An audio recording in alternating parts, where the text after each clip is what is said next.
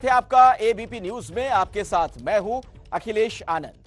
Corona के खिलाफ vaccine के इंतजार के बीच यह अहम चर्चा भी जारी है कि क्या कोरोना की वैक्सीन आने पर उन लोगों को भी दी जाएगी जिन्हें पहले ही कोरोना संक्रमण हो चुका है, यानी वो लोग जिनके शरीर में संक्रमण के बाद एंटीबॉडी बन चुकी है। कुछ ऐसे लोगों को वैक्सीन दी जाएगी। ऐसे लोगों को कहीं वैक्सीन से नुकसान तो नहीं हो जाएगा? तो क्या है इस बारे में गाइडलाइंस? आपके लिए हम एक खास रिपोर्ट लेकर आए हैं। क्या कोरोना की वैक्सीन आने पर उन लोगों को भी दी जाएगी जो कोरोना वायरस से संक्रमित हो चुके हैं?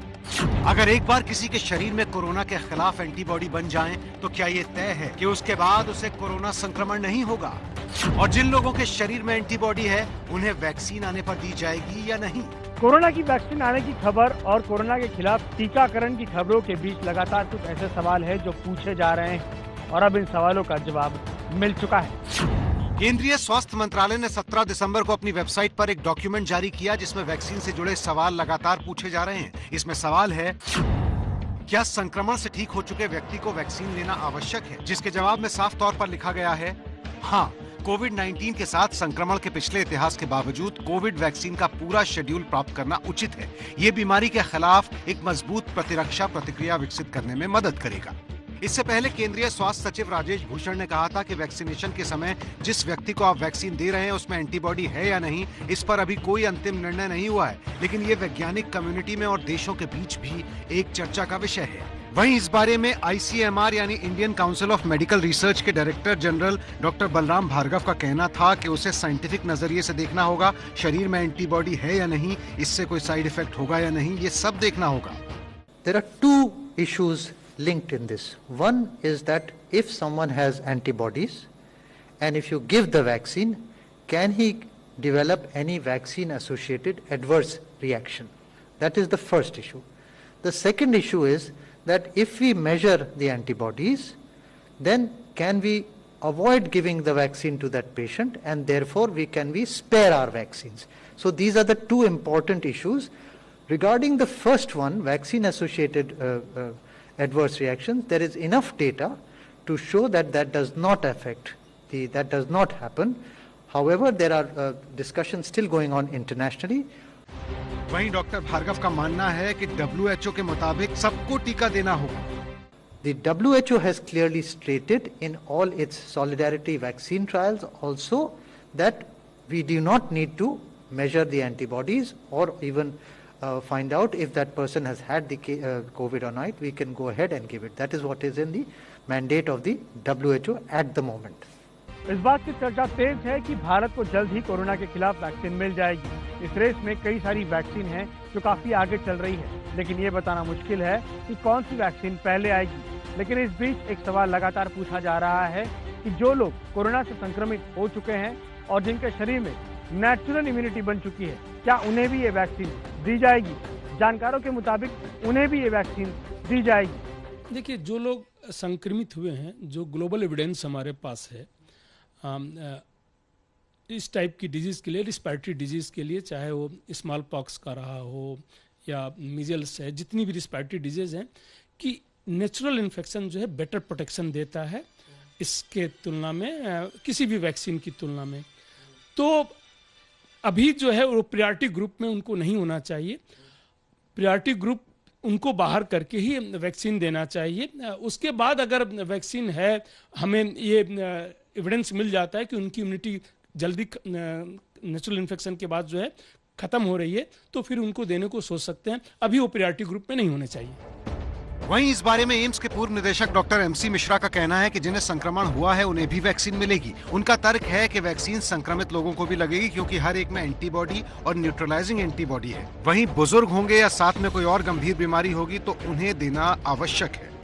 जो संक्रमित लोग हो चुके हैं उनको भी लगेगा, क्योंकि हर एक में एंटीबॉडीज और जो न्यूट्रलाइजिंग एंटीबॉडीज है उस मात्रा में नहीं बनी है जितने लोगों को भी इन्फेक्शन हुआ है, इसलिए वो एक्सक्लूडेड नहीं है। और एल्डरली अगर होंगे, कोमॉर्बिडिटीज के साथ होंगे।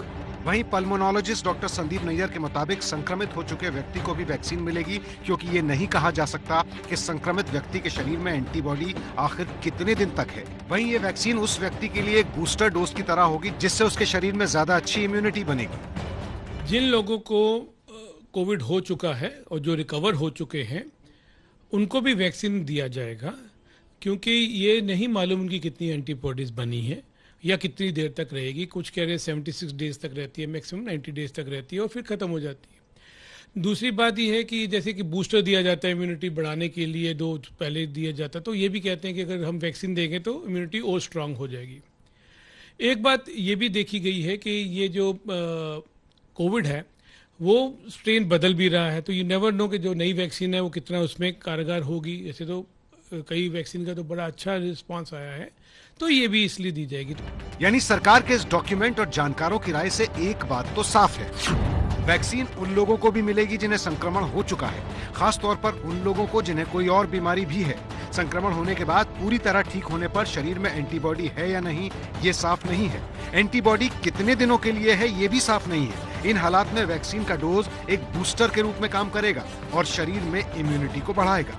वहीं सरकार की तरफ से स्वास्थ्य सचिव ने साफ कर दिया कि भारत में पूरी आबादी को टीकाकरण करने की भारत सरकार ने बात नहीं कही थी। वहीं ट्रांसमिशन रोकने के लिए सबको कोरोना का टीका लगाने की जरूरत नहीं है। अब तक वैक्सीन नहीं आई है, लेकिन सरकार ने इसको लेकर सारी तैयारी कर ली है। कैसे कैसे वैक्सीन दी जाएगी, जब भी वैक्सीन आएगी सरकार पहले चरण में करीब 30 करोड़ लोगों को ये वैक्सीन देगी। सरकार ने कोरोना वैक्सीन के लिए ऑपरेशनल गाइडलाइंस तैयार की है। पहले चरण में करीब 30 करोड़ लोगों को वैक्सीनेट किया जाएगा। टीकाकरण के लिए 5 लोगों की टीम होगी, इन्हें वैक्सीनेटर ऑफिसर कहा जाएगा। टीका लगाने का समय सुबह 9 बजे से शाम 5 बजे तक होगा। एक दिन में करीब 1 सेशन होगा और इसमें करीब 100 से 200 लोगों को वैक्सीन दी जाएगी। टीका लगने के बाद 30 मिनट तक इंतजार करना होगा।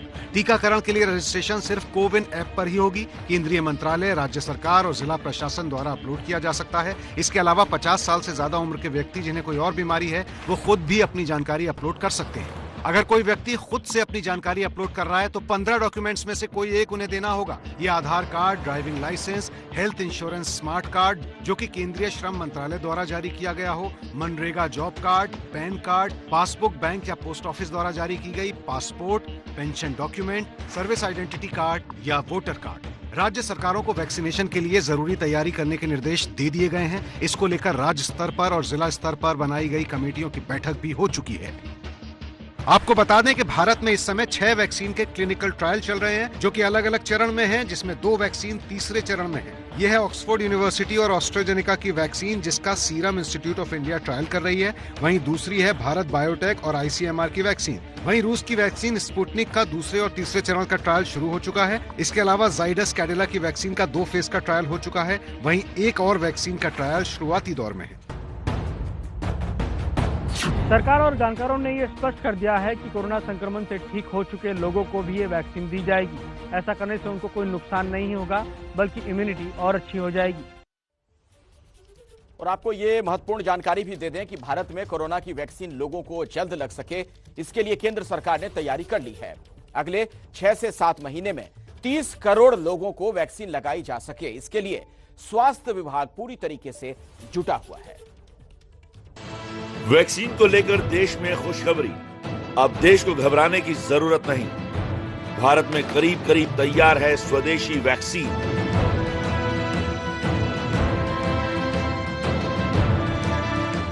केंद्रीय स्वास्थ्य मंत्री डॉक्टर हर्षवर्धन के मुताबिक अगले 6 से 7 महीने में भारत के पास लगभग 30 करोड़ लोगों को टीका लगाने की क्षमता है।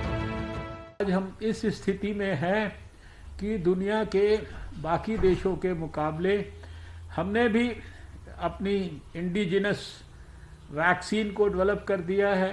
वैक्सीन किसी भी समय आने वाले जो हफ्ते हैं या आने वाले 1-2 महीने के अंदर हम इस स्थिति में आएंगे कि हम वैक्सीन अपने देश के लोगों को प्रायोरिटाइज करके हेल्थ वर्कर्स को, फ्रंटलाइन वर्कर्स को, 50 साल से ऊपर के लोगों को और आने वाले समय में अगले 6 से 7-8 महीनों के बीच में लगभग 30 करोड़ लोगों को वैक्सीन देने की हम स्थिति में होंगे।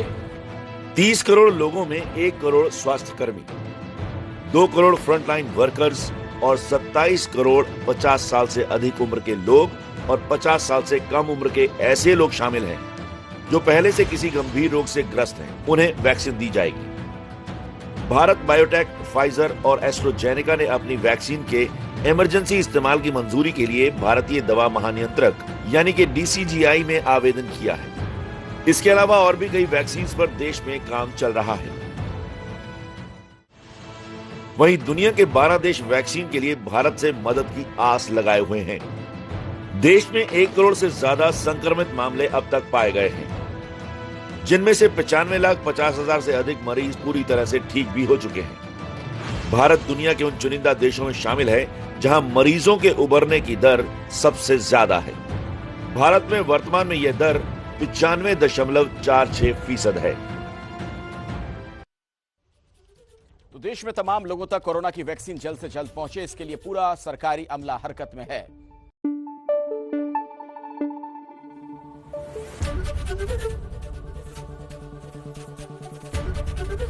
ABP न्यूज आपको रखे आगे।